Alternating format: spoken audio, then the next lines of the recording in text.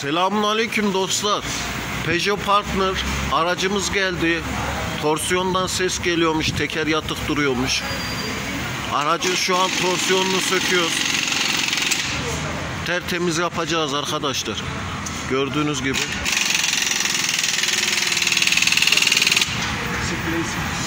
Tertemiz yapacağız. Numaram 0531 229 78 83 Ankara. Herkese kolay gelsin. İşiniz gücünüz rast gitsin.